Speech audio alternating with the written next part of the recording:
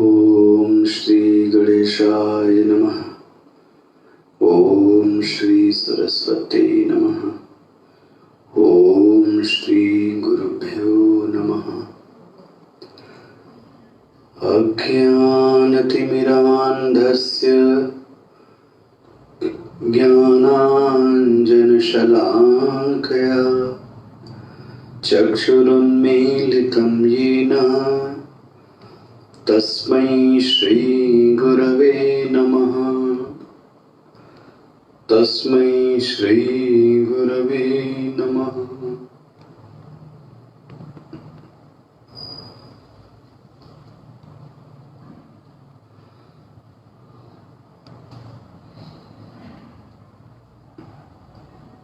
चौदहवें श्लोक से न कर्तृत्वं न कर्माणि लोकस्य सृजति प्रभुः न कर्मफलसंयोगं स्वभावस्तो प्रवर्तते नादत्ते कस्यचित् पापं न चैव सुकृतं विभुः अज्ञानेनावृतं ज्ञानं तेन मुह्यन्ति जन्तवः ज्ञानेन तु तज्ज्ञानं येषां नाशितमात्मनः तेषाम् आदित्यवज्ज्ञानं प्रकाशयति तत्परं तद्बुद्धयस्तदात्मानः तन्निष्ठा तत्परायणाः गच्छन्त्य पुनरावृत्तिं ज्ञाननिर्धूतकल्मषाः विद्या विनयसम्पन्ने ब्राह्मणे गविहस्तिनि श्वनि चैव स्वपाके च पंडिता समदर्शिनः इहैव तैर्जितः सर्गो येषां साम्ये स्थितं मनः निर्दोषं हि समं ब्रह्म तस्मात् ब्रह्मणि ते स्थिताः न प्रहर्षेत् प्रियं प्राप्य नो द्विजेत् प्राप्य चाप्रियं स्थिरबुद्धिरसम्मूढो ब्रह्मविद् ब्रह्मणि स्थितः। ब्रह्मविद् ब्रह्मणि स्थितः।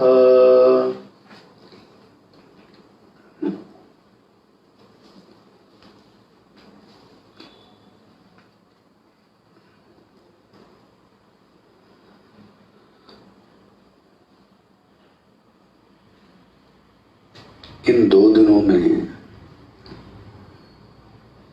मैंने एक चर्चा आपके सामने करने का प्रयास किया कि आपके वैदिक धर्म में ईश्वर के 2 पक्ष रखे जाते हैं। एक पक्ष को कहते हैं सोपाधिक और दूसरे पक्ष को आप क्या कहते हैं? निरुपाधिक। ध्यान रखें, ना कोई बड़ा है ना कोई छोटा है, ऐसा भी दिमाग में नहीं लाना चाहिए। कई बार इसी को लोग बोल देते हैं सगुण और निर्गुण, क्योंकि दोनों ही दृष्टियां आपके शास्त्र में दी गई हैं, इसलिए दोनों ही ठीक हैं। बहुत संक्षेप में समझें, जब किसी मीडियम के आ जाने से हमको उस वस्तु का ज्ञान डायरेक्ट नहीं होता, बल्कि हमारे और वस्तु के बीच में कोई चीज है, इसको बोलते हैं उपाधि। इसके सिद्धांत को याद रखें, उपाधि वस्तु को परिवर्तित नहीं करती, उपाधि देखने वाले की दृष्टि को बदल देती है। इसलिए मैं आपसे बार बार ये कहता रहा, अध्यात्म कुछ नहीं है जितना मैं समझ पाया हूं। ना तो आपकी वस्तु बदलेगी, ना परिस्थिति बदलेगी, ना भगवान बदलेंगे, ठीक है? कुछ नहीं बदलेगा। और कोई ये सोच के पढ़ता हो या उपासना करता हो कि ये सब बदल जाएगा, मुझे तो ऐसा नहीं लगा। अध्यात्म सिर्फ आपको एक चीज प्रदान कर सकती है, देखने की दृष्टि बदल सकती है। इसलिए मुझे तो अध्यात्म का सिर्फ एक सरल अर्थ ही समझ में आया, दृष्टि परिवर्तन को जन्म देने वाली। दृष्टि परिवर्तन को जन्म देने वाला शास्त्र अध्यात्म शास्त्र है। वस्तु परिवर्तन नहीं चाहिए, व्यक्ति परिवर्तन भी नहीं चाहिए, क्योंकि वस्तु परिवर्तन और व्यक्ति के परिवर्तन से हमारी समस्या का परिवर्तन नहीं होता। अच्छा, आप देखो ना, मान ले कि मुझे क्रोध की बीमारी है, ठीक है, और मैं एक व्यक्ति से क्रोध करता हूं, तो उस व्यक्ति को हटा दो, क्योंकि आप शासक हैं, आप राजा हैं, आप धनी हैं, आप बड़े हैं, आप सक्षम हैं, हटा दो। लेकिन आप देखेंगे जैसे दूसरा व्यक्ति आएगा, उस पर भी आप वही क्रोध करना प्रारंभ कर देंगे। तो समस्या कहां है आखिर? समस्या मुझ में है और मैं परिवर्तित कर रहा हूं दूसरे व्यक्ति को। गृहस्थ जीवन में आधे से ज्यादा व्यक्ति की समस्या यही बन रही है, ना पति को परिवर्तित करना है, ना पत्नी को परिवर्तित करना है, ना बच्चे को परिवर्तित करना है, ना समाज को करना है। क्योंकि मैं आपसे स्पष्ट कहूं, ये आपके मांगे हुए लोग नहीं मिले हैं, ये आपके मांगे हुए लोग नहीं मिले हैं। और मुझे उल्टा ही लगता है, बुरा जरूर लगे, यदि ये लोग भेजे गए हैं तो आपकी साधना के लिए ही भेजे गए हैं। ऐसी दृष्टि क्यों नहीं बना सकते? तो तो इनके बदलने से क्या होगा आप सोचो। पति पत्नी लड़ाई करें और वो प्लेस को बदल दें कि घूम के आते हैं, घूम के आएंगे तो भी लड़ाई होगी, घर में रहेंगे तो भी लड़ाई होगी। उसका अंत ये नहीं हो सकता कि आप देश परिवर्तन कर दो। सूत्र एक ही है, दृष्टि परिवर्तन। अब दो प्रकार की आपके भगवान को देखने की दृष्टि है। कई लोगों का था कि ये थोड़ा आपने जल्दी कर दिया, थोड़ा कठिन लगा, इसलिए मैं फिर सुलझा के आपके सामने रखूं। दो प्रकार की दृष्टि है, एक उपाधि से देखने की और एक निरुपाधि, कोई बीच में नहीं है, भगवान क्या है वो देख लो। जैसे कि सरल दृष्टांत, पुत्र की उपाधि से आप क्या हैं, पिता हैं, तो ये कैसा आपका वर्णन हुआ, सोपाधि। और अगर पुत्र को हटा लें तो आप पिता भी नहीं हैं, ओहो, तो माता भी नहीं है, ओहो, गुरु भी नहीं है, तो फिर आप हैं क्या, कि कुछ भी नहीं है, बोले हैं, मनुष्य है।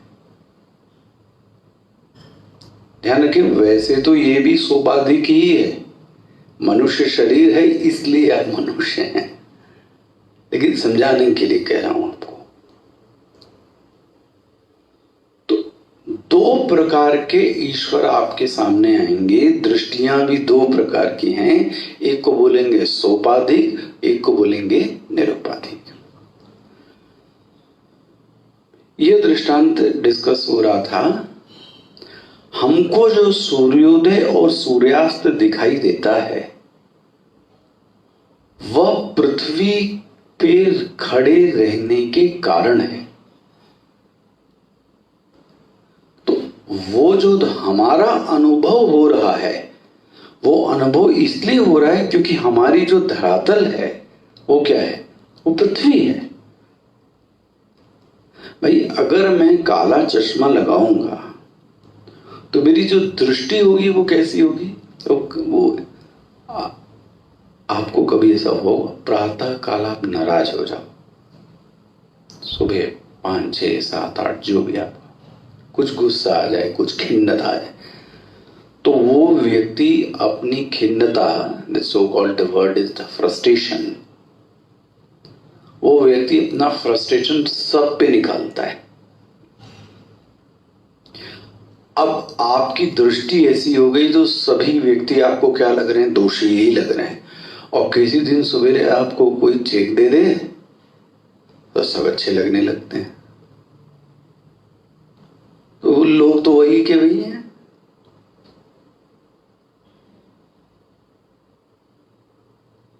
हम किस धरातल पे खड़े हैं ये बहुत बड़ी चीज है देखने की। सत्य इस पे निर्भर कर रहा है कि आप खड़े कहां हैं। खड़े हम पृथ्वी पर हैं, तो सूर्य को, जो सूर्य के प्रति जो दृष्टि प्राप्त हो रही है वो किसके कारण हो रही है, पृथ्वी के कारण। अब पृथ्वी पे खड़े हैं तो सूर्य का उदय भी है और सूर्य का अस्त भी है, सही है। लेकिन कभी सूर्य आपसे कहे महाराज आप मेरा इतना वर्णन करते हो, थोड़ा मैं भी अपना वर्णन कर लूं। जब सूर्य अपना वर्णन करता है तो वो कहता है मैं छोटा भी नहीं हूं, मैं उदय भी नहीं होता, मेरा अस्त भी नहीं होता। ले, सूर्य कहता है मैं क्या हूं ये मेरी दृष्टि से भी तो सुन लो कभी। ओ, ये भी तो बात सही है, उसकी दृष्टि भी तो सुन ले। सेम चीज भगवान को हम लोग जो देख रहे हैं वो हमारी दृष्टि से देख रहे थे। देखो आप, हमारा अंतःकरण सच है तो मेरे लिए वो अंतर्यामी है।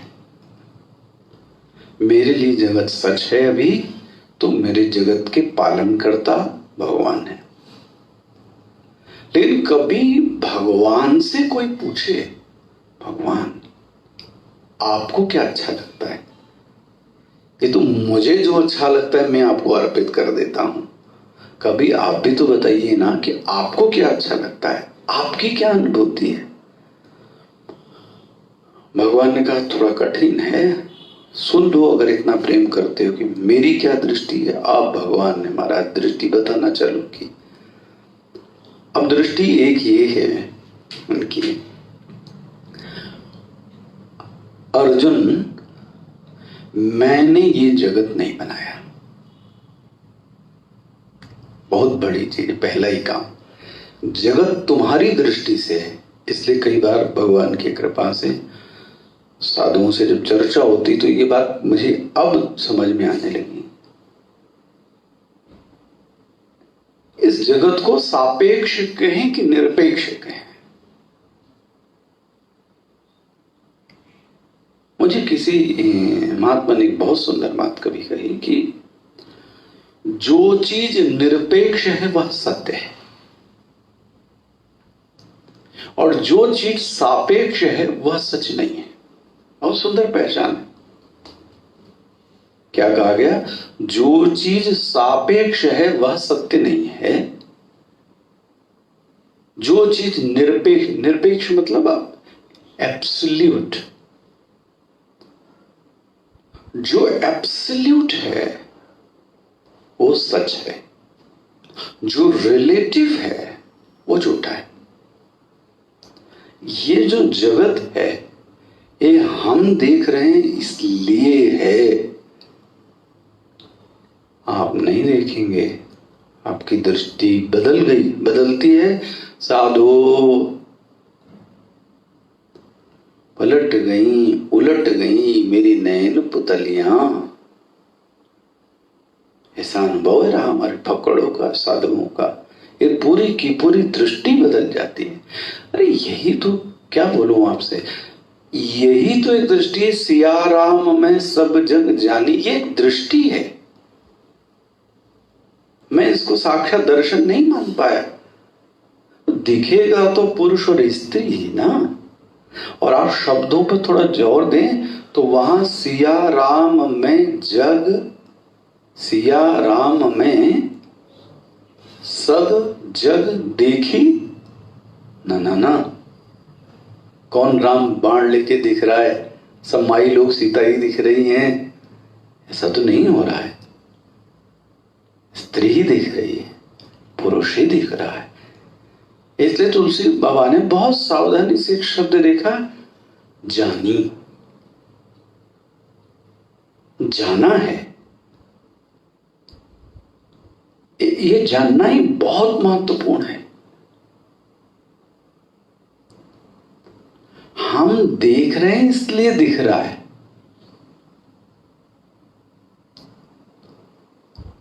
आप नहीं चाहेंगे तो नहीं दिखेगा, लेकिन आप चाहे जाओ तो, बट हम चाहते नहीं। डर लगता है।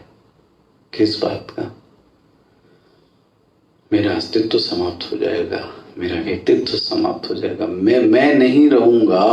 ओहो, ये व्यक्ति को कहां से दिखेगा फिर निरपेक्ष सत्य? लेकिन भगवान ने स्पष्ट घोषणा कर दी, न कर्तृत्वम न कर्माणि लोकस्य। भैया मैंने कोई पदार्थ नहीं बनाया, मैंने कोई जगत नहीं बनाया। ना दत्ते कस्य चित पापम न चैव सुकृतम विभुः। न मैं किसी का पुण्य ले रहा हूं, न मैं किसी का पाप ले रहा हूं। ओहो भगवान, ये भगवान का स्वदृष्टि से वर्णन है। स्वदृष्टि से देखो, निरुपाधिक सत्य जिसको बोलते हैं हम, भगवान ने बोला है, मैं तो अर्जुन शुद्ध चेतन स्वरूप निर्विकार परिच्छेद शून्य हो। त्रिविध परिच्छेद के अत्यंत अभाव से हो। भाव होवे चाहे अभाव होवे, दोनों ही दृश्य हैं। त्रिविध परिच्छेद का भाव भी दृश्य है और त्रिविध परिच्छेद का अभाव भी दृश्य है। ये आसान नहीं है, थोड़ा ये आसान नहीं है। अर्जुन मैंने तो ये कुछ किया ही नहीं। भगवान आपने नहीं किया तो फिर मुझे क्यों दिखाई दे रहा है? फिर मुझे क्यों दिखाई दे रहा है? भगवान बोलते हैं उसका एक कारण है, अज्ञानेन आवृतम ज्ञानम। इस सब का कारण कौन है पता है? अज्ञान। ध्यान रहे, जब शास्त्र में अज्ञान शब्द कहा जाता है तो अज्ञान का मतलब वस्तु का अज्ञान नहीं, अज्ञान का अर्थ है स्वयं का अज्ञान। हो सकता है कोई पीएचडी स्कॉलर होवे, डॉक्टरेट होवे, लेकिन उसको अहम के बारे में कुछ नहीं पता अपने, तो वेदांत की दृष्टि में क्या कहलाएगा? भाष्यकार ने इसी को तो बोला है मूढ़। भज गोविंदम भज गोविंदम गोविंदम भज मूढ़मते। किसको मूढ़ बोल रहे? संप्राप्ते निहिते काले नहीं नहीं रक्षति डोक्रिम करणे। कौन है वो जो संस्कृत की ग्रामर वो वृद्धावस्था में बैठ के रट रहा है? आप बताओ, यदि वो ग्रामर पढ़ रहा है डोक्रिम करणे तो वह निरक्षर होगा, वो गंवार होगा। वो ग्रामर पढ़ रहा है इसका मतलब वो व्यक्ति बुद्धिमान होगा, लेकिन भगवान भाष्यकार उसको क्या बोलते हैं? मूढ़। डिग्री प्राप्त करने को नहीं बोलते ज्ञान, जिसको स्वयं का अज्ञान है वह व्यक्ति मूढ़ है। इसलिए अज्ञान की परिभाषा को ही बचाइए। जिसको स्वयं का ज्ञान नहीं है उसको बोलते हैं अज्ञानी। दुनिया को जानते हो, हाँ, स्वयं को नहीं जानते। क्या कहें, सबको जानते जानते पूरी उम्र चली गई, स्वयं की ओर तो कभी मुड़ के देखा ही नहीं कि मैं कौन हूं। दुनिया को जानते जानते समाप्त हो गए। अच्छा, दुनिया ने तुमको जाना? दुनिया को फुर्सत नहीं आपको जानने की, आप जानते रहो। इसलिए गुरुदेव इसको बोलते थे U turn, that is spirituality. यूं जा रहे थे, अब टर्न ले लो और किसकी ओर आओ? अपनी ओर आओ। That is spirituality. इसी को अध्यात्म कहेंगे। अज्ञानेन व्रतम ज्ञानम, ये स्वयं के अज्ञान ने तुमको घेर रखा है। ओ, इस स्वयं का अज्ञान क्या? वो संक्षेप में आपको बता रहा हूं, ये आपके अज्ञान की रजिस्ट्री आपकी। जब व्यक्ति स्वयं को चेतन न समझकर अपने आप को भोक्ता और कर्ता समझता है, यहां से इसकी कहानी प्रारंभ होती है। इसलिए हमारे स्वामी जी ने बहुत पहले परिभाषा ये दी, बोले भोक्ता कौन? आनंद के प्यासे भिखारी का नाम भोक्ता है। जिसको अभी यह मन में रहता है कि मुझे आनंद चाहिए चाहिए चाहिए चाहिए चाहिए चाहिए, वो व्यक्ति भोक्ता है। अच्छा, क्यों चाहिए? अरे महाराज, ये क्या प्रश्न है, क्यों चाहिए? और नहीं है इसलिए चाहिए। ये भी बात तो सही है। इसका मतलब अभी तुम्हारे पास नहीं है। बोले हाँ अभी नहीं है। तो आनंद की उसके मन में क्या हो गई? इच्छा। सूत्र समझ में आ रहा है? इच्छा उसी की होती है जिस चीज का अभाव होता है। आपके 2 कान प्राप्त करने की इच्छा है? बोले है ना। लेकिन काला हूं, गोरा होने की इच्छा है। जो नहीं है उसको प्राप्त करने की इच्छा होती है। तो आनंद नहीं है इसलिए आनंद प्राप्त करने की इच्छा है। अच्छा अच्छा अच्छा, वेरी गुड। अब इच्छा पे क्या करोगे भैया? बोले अब इच्छा क्या है? इच्छा मन में थोड़ी नहीं, उसको कुछ करना पड़ेगा। तो क्या करोगे? बोले कर्म करेंगे। शाबाश। तो कर्म करता है, और जब कर्म करता है तो उसको सुख भी मिलता है और उसको दुख भी मिलता है, और ऐसे ही पूरा जीवन क्या हो जाता है? चला जाता है। किसकी तलाश? हो आनंद। इस जो मैंने कहानी सुनाई भैया, इसी को बोलते हैं अज्ञान। और जिस दिन मैंने अपने आप को ये समझ लिया, अहम सच्चिदानंद, इतना आसान तो नहीं है, लेकिन समझने के लिए भी तो आप समझ ही लीजिए। और मुझे लगता है कि सच्चिदानंद भी समझना नहीं चाहिए। सबसे पहले तो अपने को शरीर से अलग मेरी एक पृथक सत्ता है, पहला तो काम ये दिखना चाहिए ध्यान में। इसके भी चरण हैं। ध्यान में सबसे पहला कदम ये दिखे कि मैं अलग हूं और मेरा शरीर अलग है। ये पहला स्टेप बहुत अच्छे से दिखना चाहिए। इसको देखने में ही समय लग जाएगा। फिर जो मैं अलग हूं वो कैसा है, तो आपको समझ में आएगा कि जो मैं हूं तो मैं शरीर से अलग हुआ तो क्या हुआ। फिर अभी बहुत सारी कड़ियां हैं, यहां तो इतना स्पष्ट नहीं बोल सकता। फिर आपको समझ में आएगा उस जो अलग है उसका कोई आकार नहीं है, और आकार नहीं तो उसका नाश तो कभी नैनम छिन्दन्ति शस्त्राणि नैनम दहति पावका। नाश तो उसी का होता है जिसका आकार होता है। तो मैं तो सत हूं। ओहो, एक सिद्धि प्राप्त कर ली सत की। फिर कभी ध्यान में आपको यह भी स्पष्ट होगा कि सत ही नहीं है, सत्तया ही चित चित्तया अहम।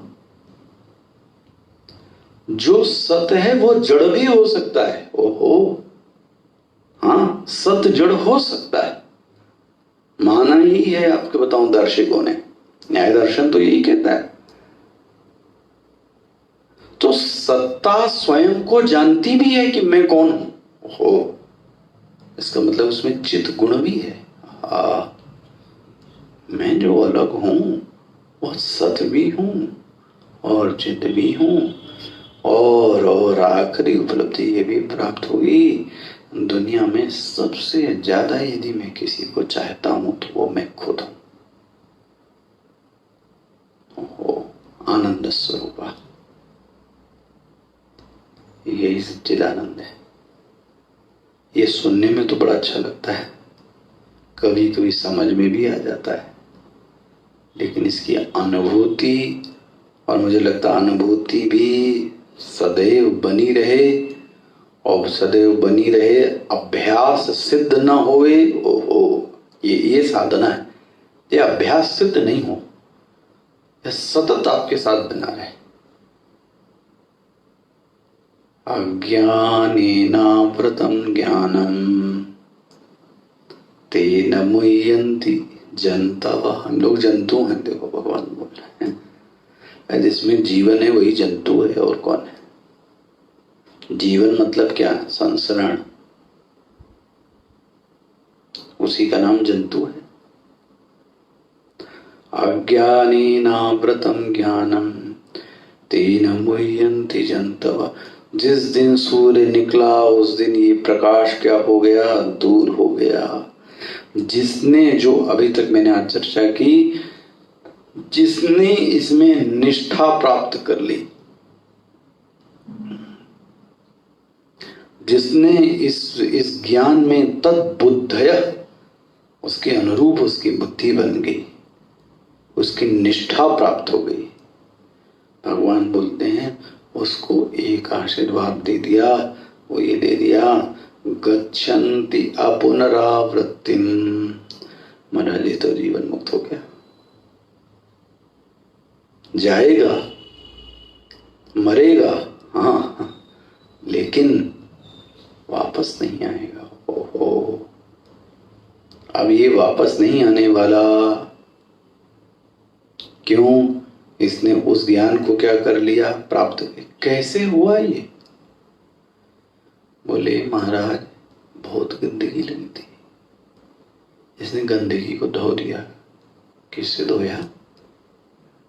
ज्ञान निर्धूत। क्या धुला? कल्मषाः,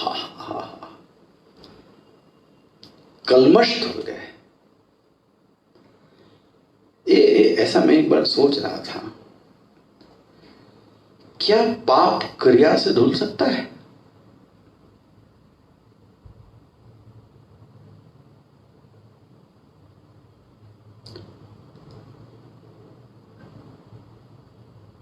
ऐसा लगता है कि दूसरी क्रिया करने से वो पाप धुल गया, लेकिन प्रश्न ये है कि एक पाप धो तो फिर दोबारा व्यक्ति वही पाप कर देता है थोड़े दिन बाद। तो हुआ क्या फिर?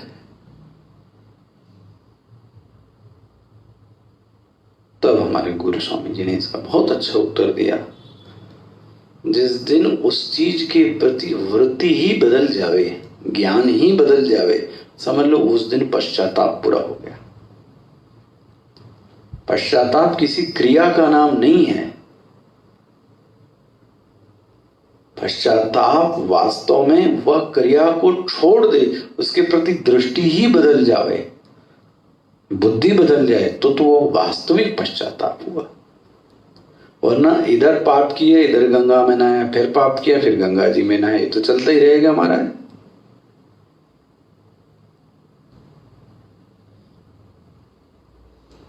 ये पवित्र है, ये अपवित्र है, यह भी अज्ञान की दृष्टि है। हमारे फिर महादेव आ गए, मांस दे रही थी पार्वती जी शिव जी को। साधु लोग बैठे थे, वो दे रहे थे मां। पार्वती जी को बड़ा अभिमान, मैं तो पुष्प, ये मांस दे रहे हैं, भगवान शिव ग्रहण करेंगे।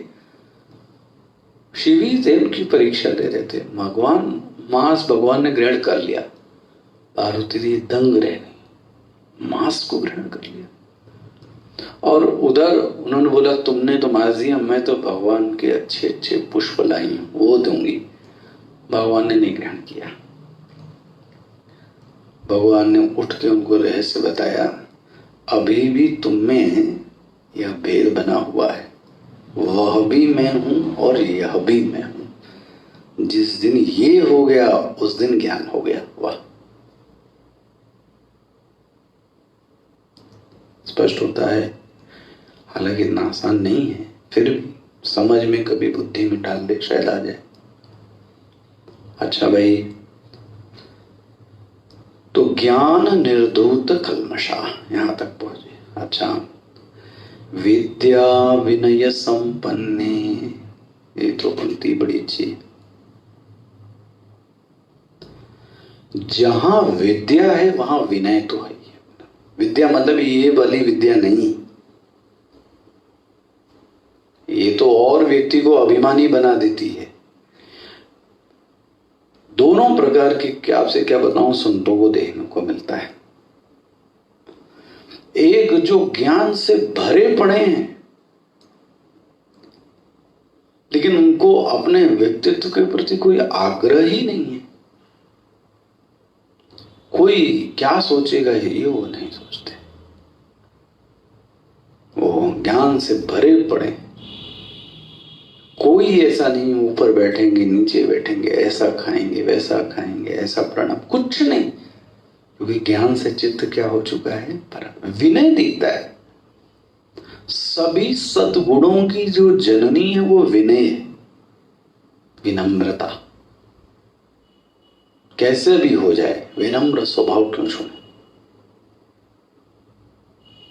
ये कहां से आएगा ज्ञान?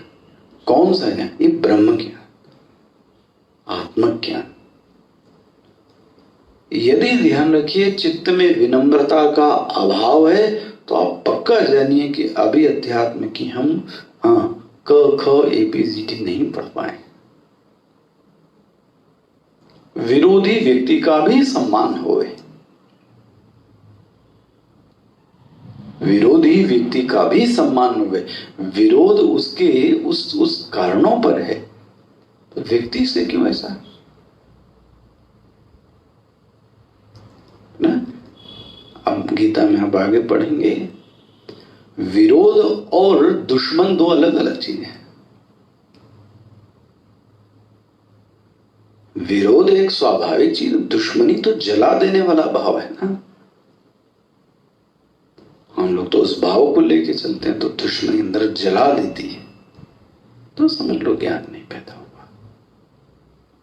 विद्या विनय संपन्ने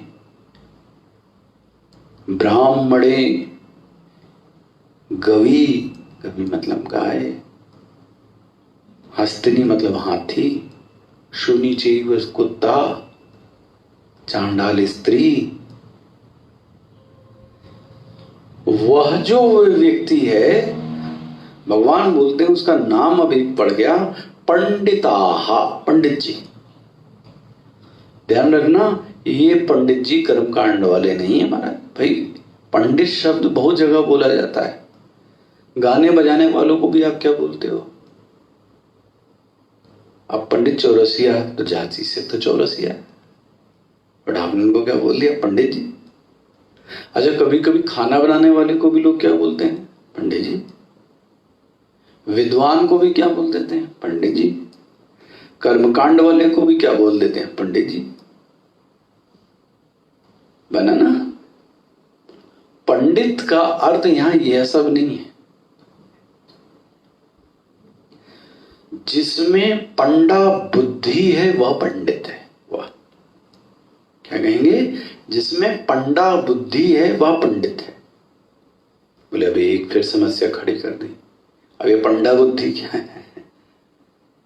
सत असत विवेक बोधनी, नित्यानित्य वस्तु विवेक। जिसको यह पता है कि क्या नित्य है क्या अनित्य है, जिसको ये पता है कि क्या सत्य है और क्या असत है, ऐसे व्यक्ति को क्या बोलते हैं? पंडित। पंडा बुद्धि, ये पंडा नहीं। इन पंडा लोगों को तो कुछ पता ही नहीं होगा, पंडित जी लोगों को ये नहीं कहा जा रहा है। यहां पंडित शब्द का अर्थ ज्ञानी इत्यर्थ है, क्योंकि उनके पास पंडा बुद्धि है। बुद्धि मतलब क्या हो गया? सत असत की विवेक की शक्ति है। क्या नित्य है क्या अनित्य है, ये उनके पास है ज्ञान। ऐसे व्यक्ति को क्या बोलते हैं? पंडिताः। और पंडित का एक लक्षण दिया, समदर्शिनः। वो कैसा है? समदर्शी है। बोले क्यों है समदर्शी? क्योंकि वो सम को जानता है, इसलिए समदर्शी है। वाह, बहुत अच्छा है भाई। जो विज्ञान को जाने वो वैज्ञानिक, जो नीति को जाने वो नीतिज्ञ, जो रणनीति को जाने वो रणनीतिज्ञ, जो सम को जानता है वो समदर्शी। बोले सम को जानता है मतलब क्या है? बोले निर्दोषम ही समम ब्रह्मा। यहां जो सम है वो कौन है? ब्रह्म। तो वो ब्रह्म को जानता है, इसलिए वो कैसा है, सुंदर। इस पर चर्चा कल करेंगे। ओम पूर्णमदः पूर्णमिदं पूर्णात् पूर्णमुदच्यते पूर्णस्य पूर्णमादाय पूर्णमेवावशिष्यते।